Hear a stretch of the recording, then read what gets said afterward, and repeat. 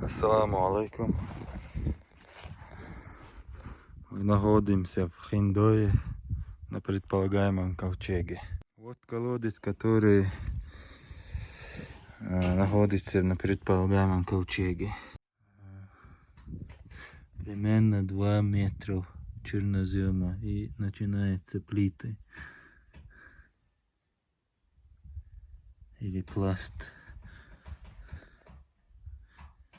Ни одной камешки нет внутри чернозема. Чистый чернозем. Вот кругом.